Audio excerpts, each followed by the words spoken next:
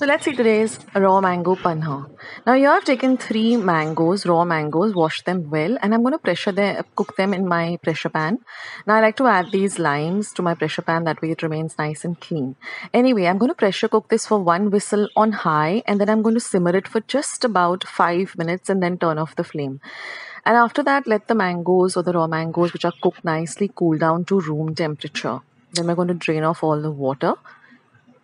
And now I'm just going to peel the raw mangoes which are cooked, and the peel comes off very easy. Now don't discard the peel because there is some mango pulp that is there on the peel, so I'll show you how to take that off too.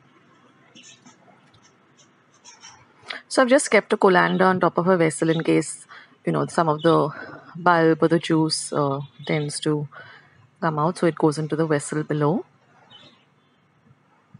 So don't overcook these raw mangoes, just simmer them.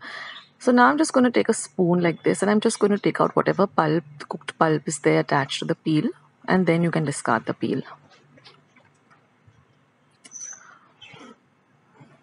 So we have to try and get as much mango pulp as we can. And now I'm just going to squeeze out the pulp. Now don't throw out these seeds. You can just put them in your garden window, whatever pot that you have in your garden window or in your garden. So don't discard them. And then just smash up the pulp really, really well with your hands. And now we're going to run it through a mixer, because then we want a nice smooth paste like this.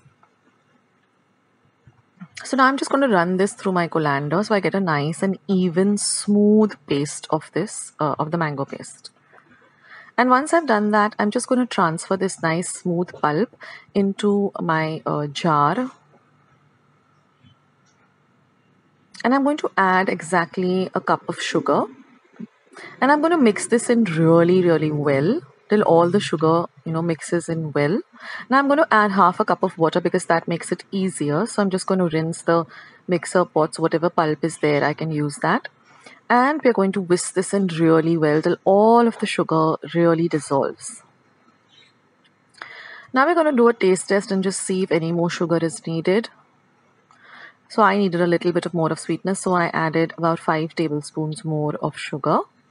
So you have to taste it and adjust it as per your taste. So basically you have to have this sweet and sour element. And again mix everything till all of the sugar dissolves. So this is going to be our concentrate of the panha that we're going to be making now. So I added just about 1/4 cup more of water. That helps in mixing up the panna, otherwise it becomes very difficult when it's very solid. And then I'm going to add a few strands of saffron. That's completely optional. What it does, it just brings out a beautiful, it just gives this panna a beautiful color. Now this is the concentrated syrup. So whenever you want to have panna, you just pour this into a glass and then you add water to it as per your, how thin or thick you like your panna, and then have it. You can even add ice cubes to it. So that's it, guys. This is a lovely, cooling and refreshing summer drink. So do give it a try. It's so simple. I'll catch you in my next video. Take care, guys. Bye. Today's lovely recipe of ambe dal. Now here I've taken 1 cup of chana dal, washed it really well under water thrice, and I'm going to soak it in 3 cups of water for 6 hours. You can even soak it for about, a longer period, up to 10 hours also. Basically, we want the chana dal to nicely absorb all the water and really fluff up for this recipe. So just set it aside for about 6 hours at least. Now, in the meantime, I've taken one small kairi. You don't need to take a very large or medium sized, even a small kairi will do. Wash the kairi really well, or the raw mango, and peel the raw mango. So since we're using 1 cup of chana dal, 1 small raw mango will suffice. If you want to make a larger quantity, then a medium sized kairi will also do. So wash the kairi really well, and then we're going to just peel it using a potato peeler, or you can even use a knife. Once that is done, I'm just going to use the large, the holes of the grater, and I'm going to grate it in this way so that we get these long strands of the raw mango. Now grate it up to till you come to the center, that is the seed of the mango. So don't grate the white the part which is very close to the seed, avoid grating that part.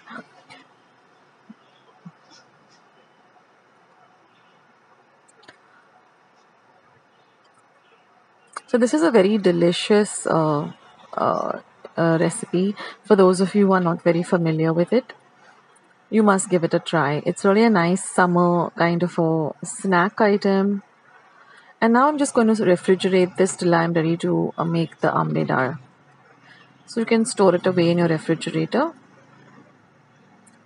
So now after 6 hours, I've drained out all the water from this chana dal that was soaked. And you can see that it has become nice and light and fluffy and actually swelled up. So now I'm going to add this dal, the soaked dal, without any water to my mixer jar.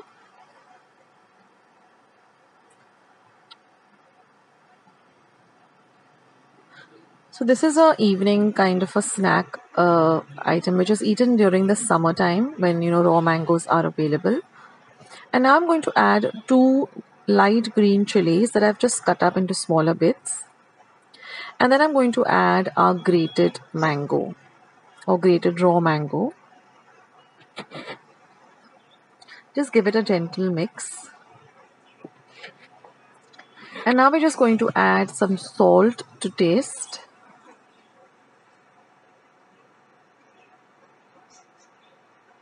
And I'm also going to be adding 1 teaspoon of sugar.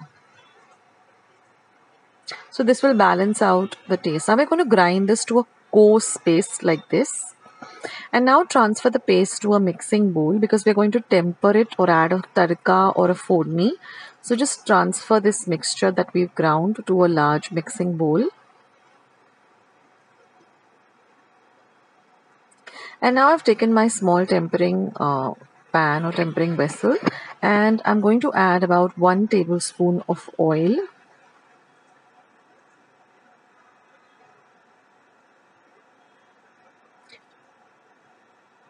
Now once our oil is nice and hot, we're going to add half a teaspoon of mustard seeds, that is mori or rye. Once the mustard seeds begin to splutter, I'm going to add half a teaspoon of cumin seeds or jeera. I'm going to then take 2 dried Kashmiri red chilies which I've broken up into half and add that to the tadka. And half a teaspoon of asafoetida as well as half a teaspoon of turmeric or haldi powder. So once we've added everything, turn off the flame, just mix everything well. See that the red chilies are nicely fried. And now I'm just going to add this to my ground dal. So since we've not cooked the dal, so this will, the oil which is hot will kind of, cook it a bit to the right amount, and then just give everything a very good mix. Let all of the tempering mix really well with the ground dal.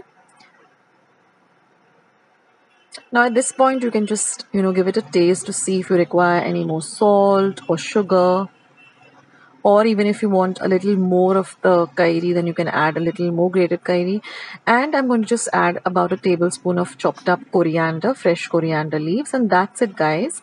You can have this hot or you can chill it up in your refrigerator and have it as an evening snack. This is an ideal summer snack, so do give it a try, and I'll catch you in my next video. Bye.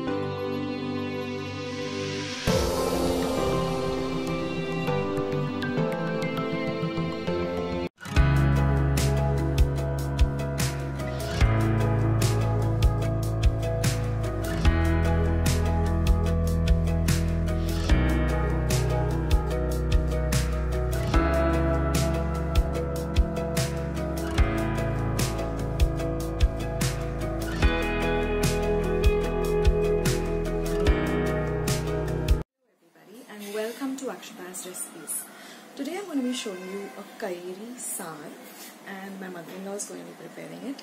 And this saar is super simple. It has like very few ingredients, and the end result is this lovely tangy, sweet, little spicy saar recipe. Now saar is a very thin kind of accompaniment which you can have with rice. It's just like how you have a tomato saar or a soup consistency, but you can have this with some rice, with some pickle, papad at the side, and it tastes simply divine. It gets ready also very fast. So let's get into today's recipe then. So let's begin with today's kairi saar or raw mango saar. This is being prepared by my mother-in-law, so I was just filming it. So she has taken one big raw mango and just cut it up like this after peeling it. We're not going to be using the seed or the stone as it's called. Now she's just heated about 1 tablespoon of oil. Now once the oil is nice and hot, she's added about 1/4 teaspoon of cumin seeds or jeera seeds, about half a teaspoon of hing, 1/4 teaspoon of harad or turmeric powder or haldi powder, 1 light green chili cut up into 2, 2 green chilies and 2 dried red chilies. I'll be writing down all the ingredients in the description box below. And then she's just going to be frying the chilies well. Next, go in the cut up kairi or the raw mango.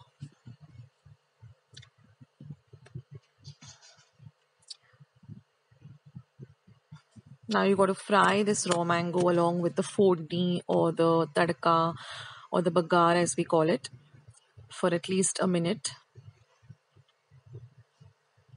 Now you know how moms and mom-in-laws cook. They don't have a specific kind of measurement, so they just eyeball stuff or just go by and the stuff really comes out very tasty. So I'm just trying to figure out like how to put all the measurements down, so I will be doing that, so don't worry about that. But believe me, this recipe is really delicious, and it really goes very well with some nice hot rice. It is sweet, tangy, a little spicy. So now after the everything is fried a little bit, she's added just a little bit of water to cover up just enough to cover up the raw mango pieces and the rest of the ingredients in the bagar. And now we're going to bring it to a gentle boil. These are very traditional recipes and recipes that have been handed down from one generation to the other. So, they're really amazing that we can really make all of this over again. Now, my mother-in-law has added about half a tablespoon of besan or chickpea flour, and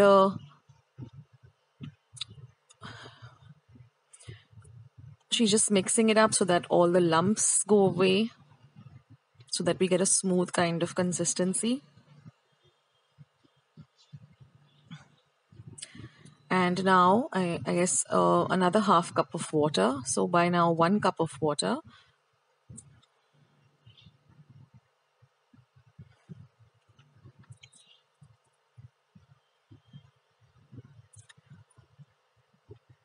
And another cup of water. We don't want to make this too watery.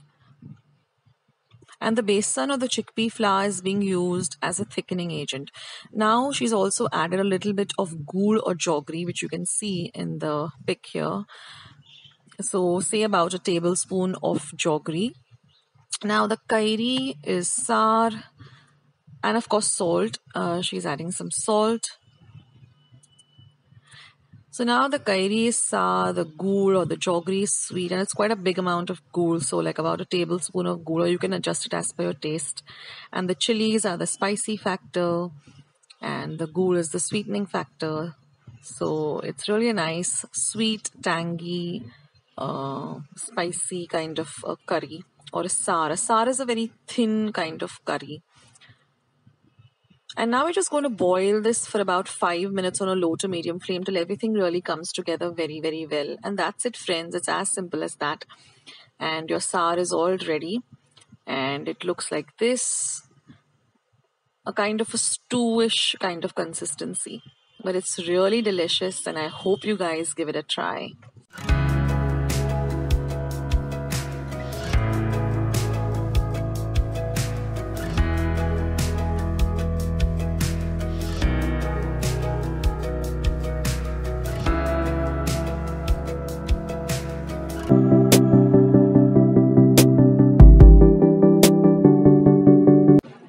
So friends, let's see today's delicious coconut mango chutney.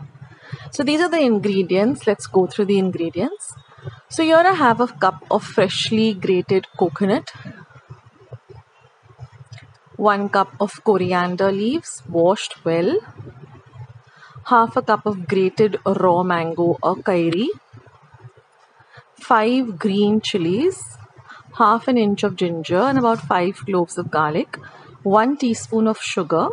Now this is the coconut water because I just used fresh coconut, but that's optional. If you have that coconut water, you can use it, and some salt to taste. And these are my lovely flowers. I just wanted to share them with you. I love flowers in my kitchen, and I just got this and it was so beautiful. So just a small little diversion. Anyway, so now I'm just going to add the coconut to my mixer jar, the freshly grated raw mango, the chilies, ginger, garlic, the fresh coriander,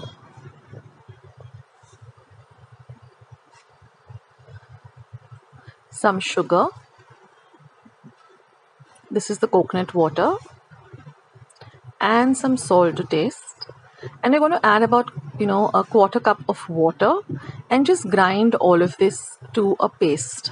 Now you can add more water or less water depending on how you like your chutney, and your lovely coconut and raw mango chutney is all ready.